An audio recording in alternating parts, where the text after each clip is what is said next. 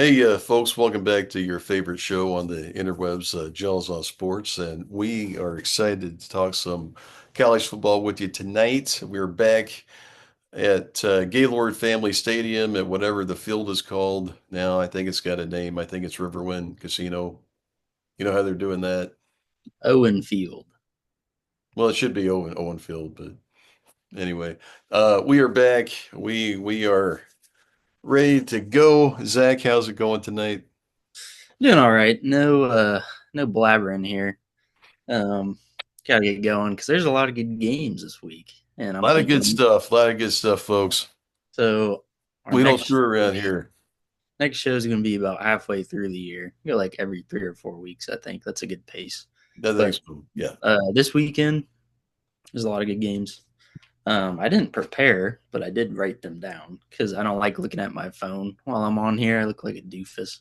So Yeah, let um, me look like a doofus, okay? Because I'm yeah. referencing my phone all the time. So right now, as of right now, best team in college football is the South Florida Bulls. Okay, they're the Kings of Florida, and they're playing. Who are they playing? Is it Miami? Yeah, Yeah. they So, got the U. yeah. The late So afternoon game. Isn't even a national game. It's on the CW. yeah, silly, Yeah. but they got a good team. They have a nasty defense that flies around out there, and they play mean. Like these guys, they feel disrespected. They went out there and they beat Boise State, and then they beat Florida. They're playing Florida, Miami back to back, but beat Florida in the swamp. But I love this team because these are the rejects, right? These are the guys that wanted to go to Florida, wanted to go to Florida State, wanted to go to Miami, and they said, "You're not good enough." So now they get that chance to meet them in between the white lines, and they're going at them. And I really like watching them play. Byron Brown's been awesome. That's probably my favorite game this week. That's a top 25 game. USF, they win that game. They're playing in the American Conference, right? Yeah, They should be yeah. able to run the table in that if they can win this game. They might be a team to look out for, man. Yeah, they're looking at playoff if they get out of the next 2 weeks 1-1, they're just looking really good for this year. And I'm not sold on Miami or Florida State yet. Um, it- Miami's fun to watch. Yeah, yeah. Well, they're They're the U, man. They're yeah, the U. They're always fun to watch, but the problem with them is they don't have the conditioning for the late season. We talk about championship November with Oklahoma, right? Back yeah, when we were winning championships, and Miami doesn't have that. They drop a game to a Georgia Tech, a Boston College, a team like that that they shouldn't ever even be in a game with in late October, November. So um, that's if they can get over that hump and make the playoff, they're a dangerous team. But until then, I'm with you, man. I don't trust Miami at all. yeah. Miami has a recent history of going, 8-1, 7-0, and getting to November and just getting spanked out there. So we'll Yeah, see. But I'm looking forward to this game. That'd be a fun one down there. yeah, absolutely. Miami Gardens, Building on that though, talking about Florida, they play at Death Valley this weekend. And the reason I wrote this game down is because you have a pissed off Gator team. It's going to be highly motivated. They know if they lose this game, their season's over. Yeah, But yeah. you can come into Baton Rouge, you can spoil the party and take out LSU. Had a really, really bad week in practice. I guarantee it. They were running a lot of sprints, got grilled in the film room all week. I know how that is. Coming off a loss, it sucks. It sucks really bad. So I think that's going to be a good game, and it's at night. I think LSU is going to win, but keep an eye on this game because expect a really angry, motivated Gator team out there. Yeah, Florida had an awful lot of love preseason, kind of like Clemson. I know we'll get to Clemson, but Florida was really trending up in the SEC, finished great last year, and has an awful lot of talent there, but they got beat. And I there is no way I can pick them to beat LSU at night down there in Baton Rouge. I just can't do it. But I look for that to be a closer game than it probably should be. Nusselmeyer, he'll go 15 for 33 with 325 yards and four touchdowns off of you know bubble screens, and they're the NFL wide receiver runs at 75 yards. That's kind of how he gets his stats. But you look for the Tigers to win, continue their march. I'm not having a change of heart on LSU. Like, I still don't trust them, but I think that I need to switch my stance and kind of respect them a little bit more Oh, because I think Nussmeier, he is a product of his team, but football's a team game, and he's a game manager kind of guy. He's not some superstar, but the more I've learned throughout the years, me just talking smack on these teams is just because I don't like them. And obviously, LSU is a great team. Um, and they're gonna win 9, 10 games. If they don't with that roster, then that's terrible. They're too good to not win. yeah, But I agree. I think Nuss is he's okay. He's not blown up to what the media says he is. But every single time I make these picks or predictions just based off of my feelings, it doesn't go well. The other team, they make me look stupid. They go out there, they win the championship. So yeah, uh, I'm yeah. gonna flip it a little bit there. I think LSU they have they have something going down there, and the only thing that's their handicap is their coach. Yeah, Brian Kelly, he has a history of folding in the big games, and there's an awful long ways to go, man.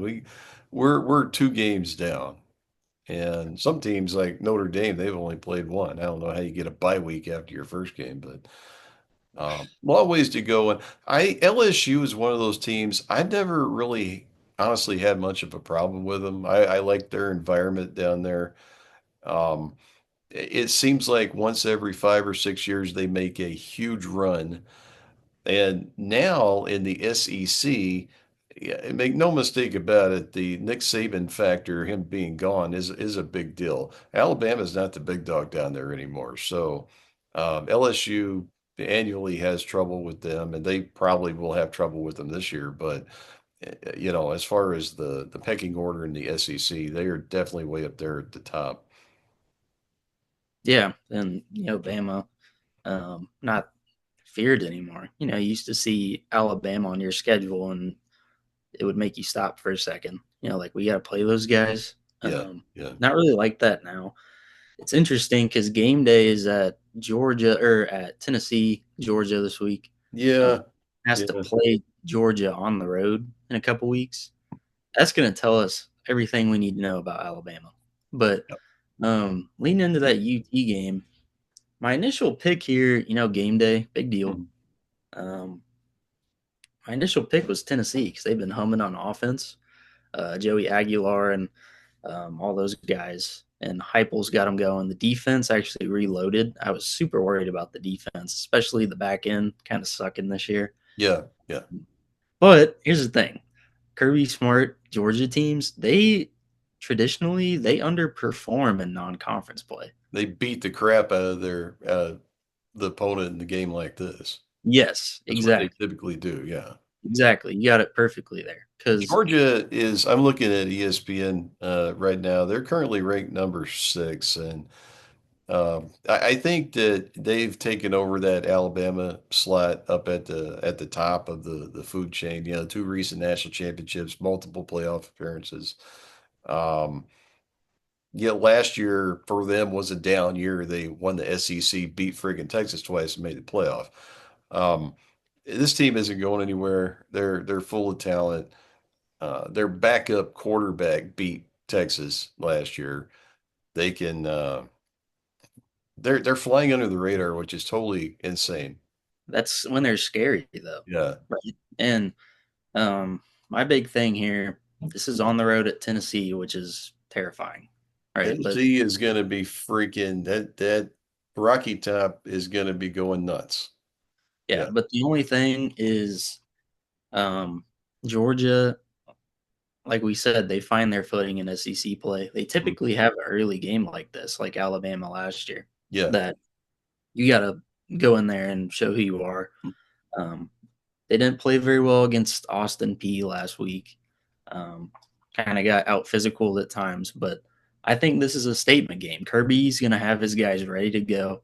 Um, they're just going to get in a rhythm and just try to be more physical than Tennessee. Tennessee's going to make plays over the top because they're Tennessee. You know, their QB, he's agile. He's going to make plays.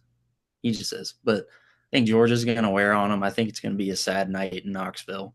And dogs are going to get rolling here going into Alabama. I got the dogs in this game. I think there's going to be some points scored. You know, these two teams, they've got tons of talent out there on both sides of the ball, and we're going to see some no-name wide receiver from Georgia get 150 yards and 2 touchdowns, and it's going to probably be in the 30s. But I wouldn't be a bit surprised if this ended up, um, not necessarily a last possession game, but pretty close, Quarter finish. 35. Yeah, 35-29, 35-28, something like that. I like that. Yeah. If we stay in Georgia here, we talked about a team that underperformed against a bad Oh team. boy. Clemson, Yeah. was down like 16-0 on the Trojans last week, and not USC.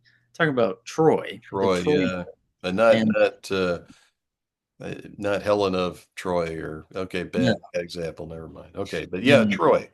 this is the ultimate trap game. All right, this is your season if you're Clemson because Bobby Dodd Stadium's that's a brutal place to play. You're playing against a Georgia Tech team that has an identity. They're going to run at you. They're going to run at you. And then when their running back's tired, the quarterback, he's going to run at you. That's what they do. And they're always tricky. Georgia Tech's going to have something up their sleeve. You just know they are. And this could be a kickoff return. They do some reverse, something like that. Whatever it is, they're going to be ready to go. They're going to try to pick at Clemson's zone defense. Um, they're just going to run right at them like they did to Georgia last year. But this is a terrifying game if you're Clemson because Yeah, Clemson, I just want to say for the record here, you picked Clemson to win it all. And hey, it's a long, again, it's a long season. It's really easy to overreact after the first couple of games. But Clemson has been a massive disappointment so far.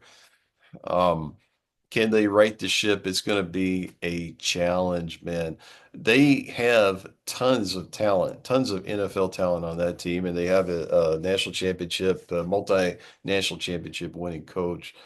Um, they got the quarterback. They got it all, but they hadn't been showing it on the field. yeah, this is just tough because you have the Haynes backfield, and Georgia Tech is one of the best backfields in college football. And what I mean by that, Jamal Haynes and Haynes King, Yeah, um, yeah, yeah. The they're fantastic back there, and they can manipulate the defense because they both can run to the outside, down the middle. Haynes King can throw it, sling it across the middle. But this is either a crazy trap game or this is, like you said, this is a statement win for Clemson that can really springboard them into the rest of ACC play. I think if they win this game, then my pick doesn't look too bad going forward, but yeah, yeah. I might eat my words and Georgia Tech might shock the world and get a big win. But that's an exciting game right Yeah, there. I think this is as close as a must-win game for an early season.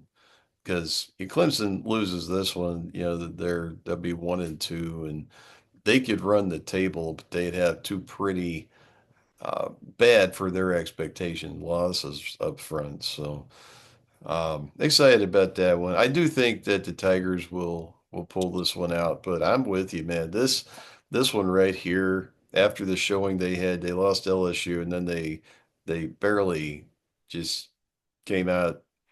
Uh, against Troy last week. Um, this one's going to go down the wire. Georgia Tech is, like I like to say, tough as a $2 steak. Shout out to Jim Ross.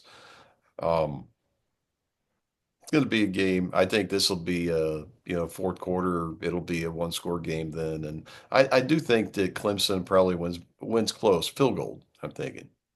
That's the stuff that matters, though. Hitting the field goals. Yeah, There's going to be fourth down opportunities for both sides. Expect Georgia Tech to be more aggressive in that sense. Clemson, they're just going to have to open it up. You know, you had a really tough performance against a team that's much lesser than you. Now you're playing a team that's closer to your level on the road. yeah, So they got to wake up. And yeah. kind of like the Florida Gators, you're going into a really tough place. Maybe not the level of Death Valley, but Yeah, that's a big time game that might be overshadowed just by all the other great ones this Yeah, weekend. yeah, it'll definitely be overshadowed, but that's a solid game there. The only other top 25 matchup this weekend is mighty Texas A&M versus Notre Dame, who has only played the one game. You know, uh, these two, I remember watching them last year, and Notre Dame just out physicaled them, which yeah, traditionally you thought, well, Notre Dame, they can't match up with teams like this, but it's a different story now. Notre Dame has proven they're every bit as good as anybody else, but they are coming into this game off of a loss and then a bye, which is bizarre. Um, I think they're out to prove a point. This isn't Notre Dame Stadium. That'll make a difference. It's tough to play down there at College Station at Kyle Field. Yeah, I mean, the worst part about losing is you can't get right back out there right away and just right all your wrongs. They had to sit on that loss for 2 weeks. Yeah, Okay. And this is the opening game, like you said, at home. All those fans are going to be jacked up. A&M's coming to town. Notre Dame turned a corner against A&M last year. Like you said, they just pushed them out of their own stadium in the fourth quarter yeah. and put the game on ice. They just bullied them down the stretch. Um, the big thing, CJ Carr, I think he played pretty well against Miami. He found his footing. I wasn't a fan of them with their play calls. I think it was pretty pedestrian. I think, he brought them all the way back, tied the game. But Yeah, I got to say something right there. I think if that game was played in week 4, Notre Dame wins by 10 points. I agree. And I just think he's on the road against a defense that flies around, really athletic, Hmm. and it's his first start. He's nervous. You're just trying to get him going, but they were kind of in that mode the whole game. Didn't let him open it up at all. I think that they're going to let him open it up here, and I think Jeremiah Love.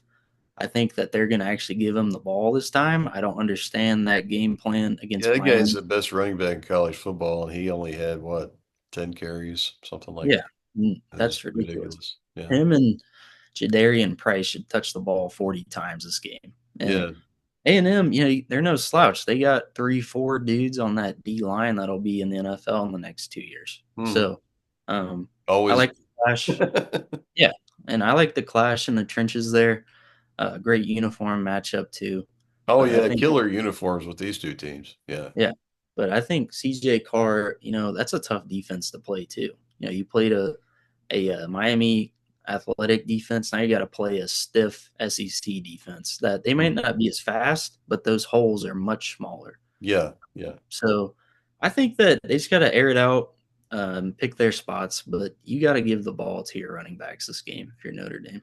Yeah, Notre Dame, this is one of those games where if they're throwing the ball 25 times, they're probably going to lose. And 25 might not seem like a whole lot, but his freshman quarterback, and he's I he's finding his way. And I think at the end of the season, Notre Dame's going to be really good. I think they're going to be in the playoff. I think they're going to be really good. This is a hell of a tough game right here, but I look for them to right the ship here, um, beat A&M by a touchdown. I would like to see better play from their front seven on defense. A&M has some pretty fast guys in their wide receiver room. So Yeah, we saw that they kind of got torn up against Miami. It'll be interesting to see. Marcel Reed is the A&M QB. He likes to pull it and run a lot, so I'm sure they've been game planning on that. This does feel like a signature Marcus Freeman win here, though. I think this is yeah, where they kind of go on that upward trajectory for the rest of the year. Get it yeah. started here. Marcus Freeman, Dallas Cowboys head coach, 2026, right there. Yeah, we'll see about that. One more thing I just wanted to touch on this weekend that is insanely overshadowed because it's a fantastic slate on Saturday. We got Vanderbilt traveling to South Carolina. And if I Oh, said that to you 2 years ago, you'd smack me on the head and throw me in the psych ward. But Vandy, they are such a stubborn team.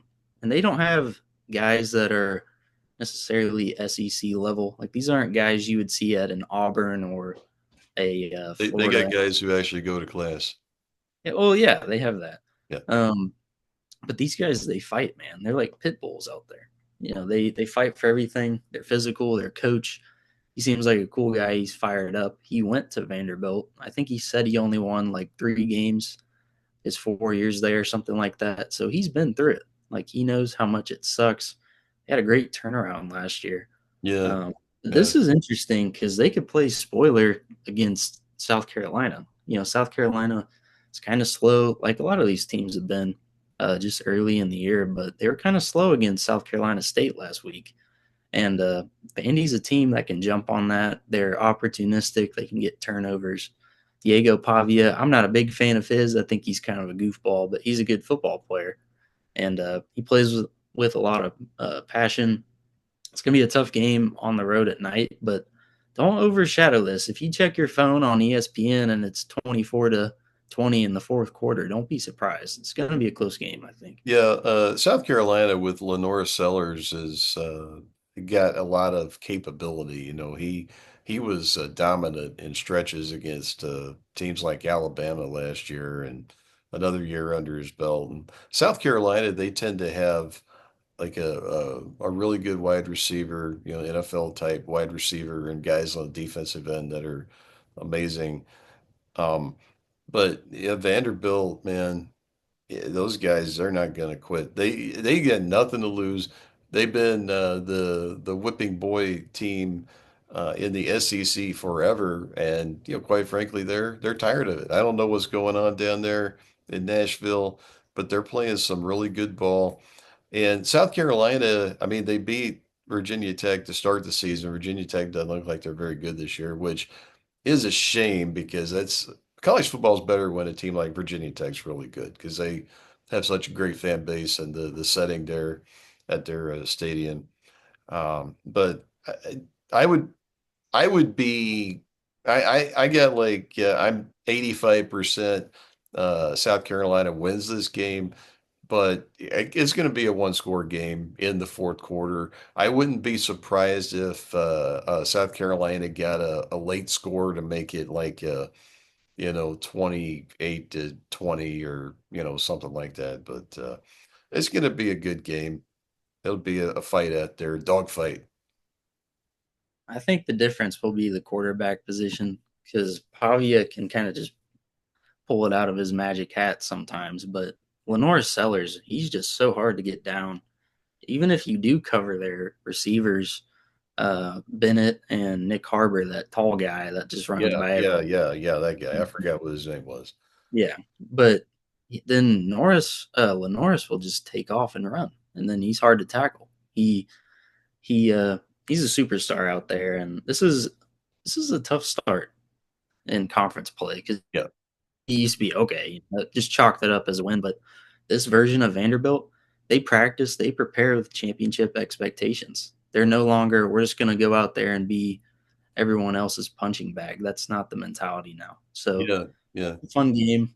I'm excited for that one. Um, if Notre Dame and A&M isn't too exciting, tune into this one, and there's going to be some fireworks for sure. Well, folks, we got to talk about this last weekend with Oklahoma and Michigan. Game day was in Norman.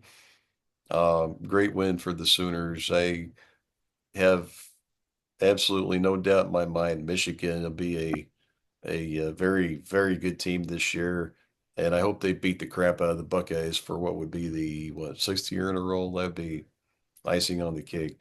But this was a great win for Oklahoma. We knew that their defense was really good last year. They had no offense whatsoever, absolutely nothing. And they brought in a new offensive coordinator and a quarterback from Washington State, and John Mateer and Ben Arbuckle. And yeah, first game you don't learn anybody, don't learn much of anything. But they came out there and they just dominated Michigan all the way around.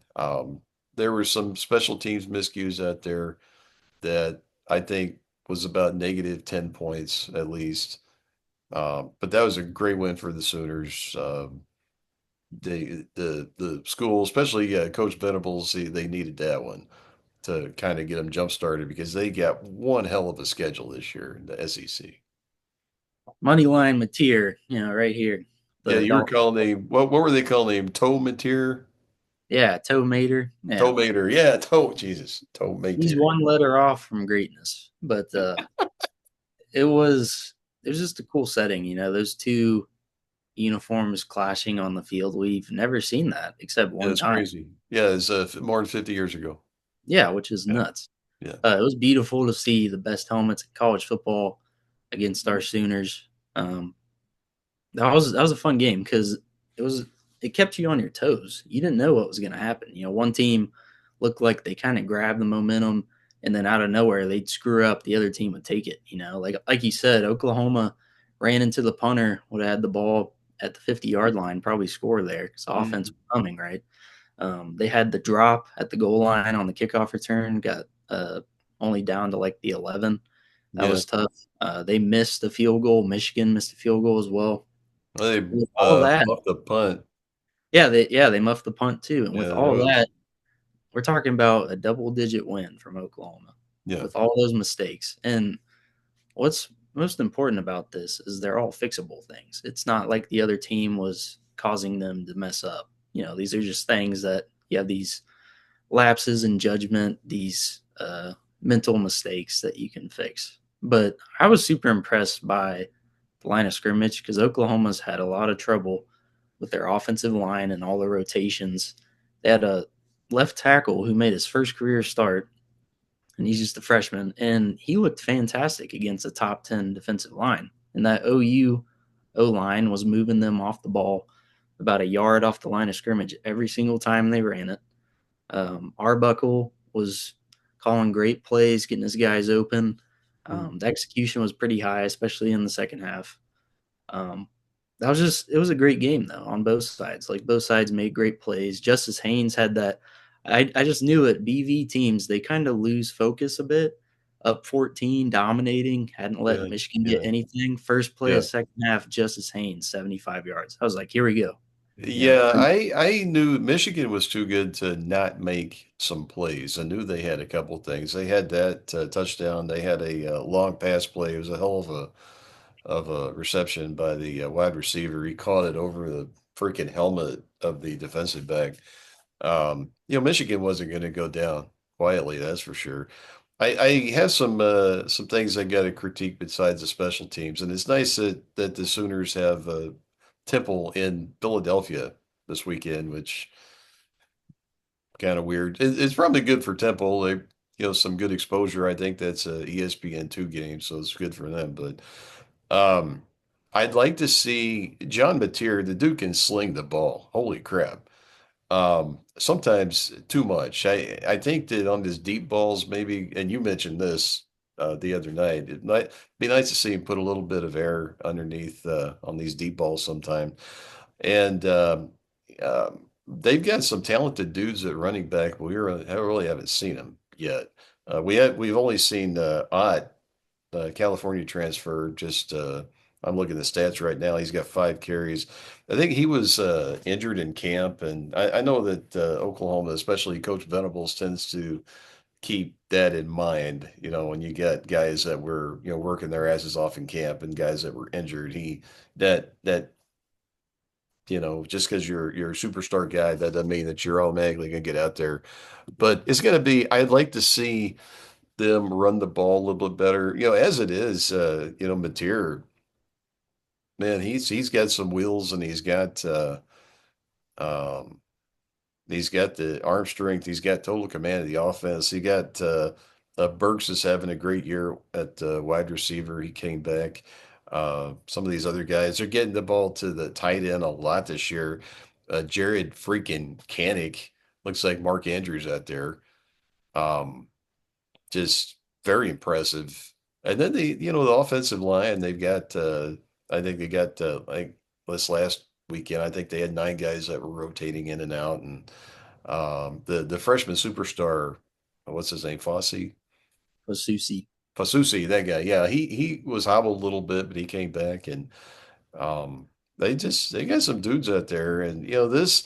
I've been telling people the last month, anybody listen, that Oklahoma could play freaking great 12 games and finish 9-3 this year with that schedule. Okay, and maybe that gets you in the playoff, maybe it doesn't. But after this game, some of these other games that I was maybe 50-50 on, I'm thinking, they can run with LSU. They can run with Alabama. Some of the teams they had trouble with last year because they couldn't score, like Tennessee and Ole Miss. Well, now they get the offense. So I'm not going to be a homer, calling in a WWLS 640 in Oklahoma City and tell Jim Traber and Al Ashbeck Sooners are going to be 12-0 and going to sweep the playoff. But man, they get 2 games in.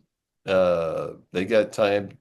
They've got a nice stretch here. They got Temple. They got Auburn. They got Kent State, the juggernaut. They got some time here to get their special teams in just in sync and get some more reps running the ball. Yeah. Well, beyond that, just actual game here. You go on your preaching there. Uh, just talking about the Michigan game here because that's what just happened. Um, I was just impressed. They came out, they were poised, they weren't overthinking anything out there. I love BV calling the plays because he's very aggressive. He blitzes a lot, and on offense, they came out, punched him in the face right away. They went right down the field, punched it in. I love the QB run. Like he said, they're using the tight end, which is just amazing to me because they haven't used it since Lincoln was there and Yeah, haven't well, used yeah. it effectively since Mark Andrews. And they've had guys, they've had fullbacks that they've used better than tight end. But like you said, I think that they can run the ball on anybody. They were moving the Michigan Wolverines defensive line a yard off the line of scrimmage, 2 yards off the line of scrimmage every time they ran it. Mhm. So you can do that. You can move Auburn. You can move LSU. You can move Missouri. You can move Texas. You can. Yeah. It's just a matter of wanting to do it. But I love the plays they dialed up. I love the trick play to Canick. Didn't quite work out, but that was a beautiful It play. was beautiful though, wasn't it?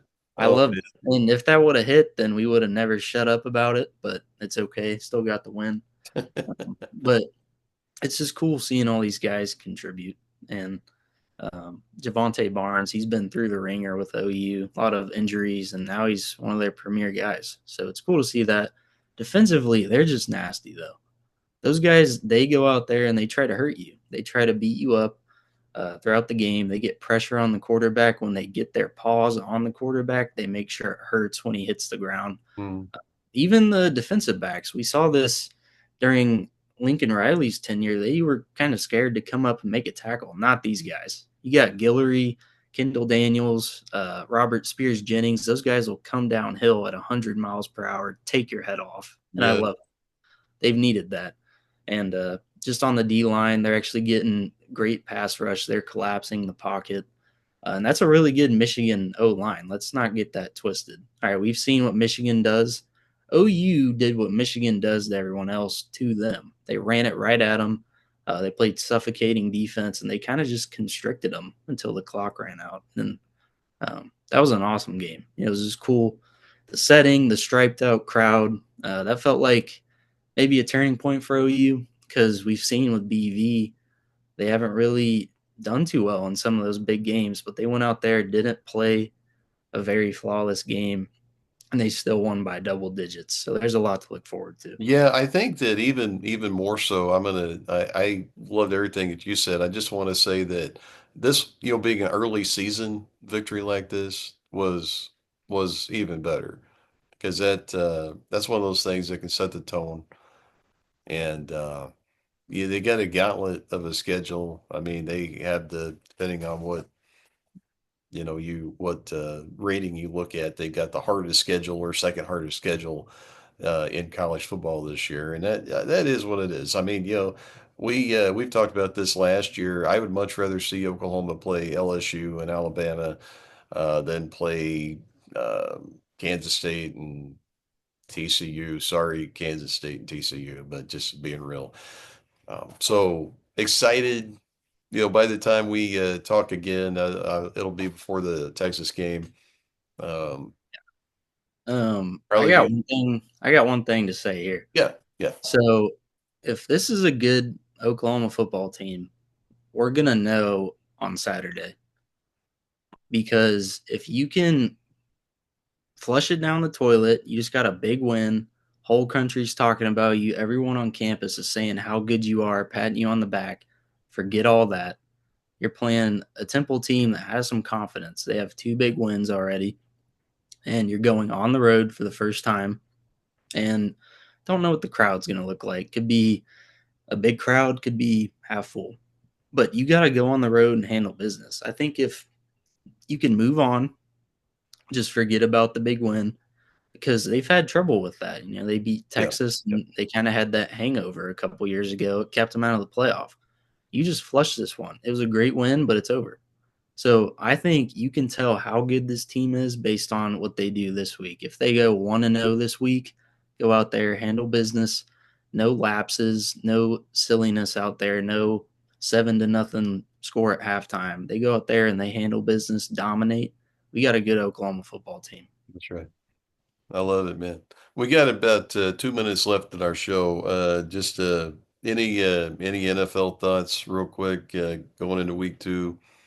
I, man, I'm excited about the Dallas Cowboys, and You say it not again just one more time. no, not just blindly. I'm excited about them because it doesn't get worse, right? You just played the champs, They should have and won. they should have won. Should have And won. Yeah. we're kind of in that constant state of you should have won with Dallas, but that looked like a good Dallas team. That's on the road against the Eagles week 1, and they beat themselves, and it only gets better from here. And one thing I loved is you saw everybody engaged on the sideline. You saw guys cheering for each other. You also saw running backs diving for extra 2 yards. You saw O line and receivers getting in the pile and pushing it. And that's like little things, but that's the stuff Dallas has been missing. Just that fight and that want to do it. And with Mike McCarthy, they didn't have any fight. They go down by 10, they quit. I didn't see that with this team, and that's against the Eagles. That's against the Yeah. champs. I'm Yeah. excited. Yeah. Coach Brian Schottenheimer, he's never been a head coach before, and he's been a coordinator for a million years. And, his father's Hall of Fame NFL coach and all that and everything. And just didn't know what we were going to come in to, honestly. But everything that you hear about that guy is that he's got the respect of everybody in the league, and they're playing hard for him. And there is definitely no such thing as a good loss, but that was encouraging. And they got the Giants, who are in disarray on offense, coming up, and I'd like to see. They always beat the Giants. This could be a 35-10 game or whatever. But we I got to like wrap it up here, man. Yeah, we got 30 seconds. So I'm going to talk about one more thing with Yeah, this we game. got we got 30 seconds on the dot. So they ran the ball well, couldn't run the ball at all last year. They were gashing the Eagles, Yeah, and they're going to be able to do that against the Giants. But the defense somehow was locking up Smitty and Goddard and AJ Brown, and I yeah, didn't expect yeah. that at all, but they were. So I'm excited. Yeah. Well, hey, folks, thanks for tuning in to Jaws on Sports. You have Mike and Zach with you, and we're excited. Couple weeks into college football, we are ready to go.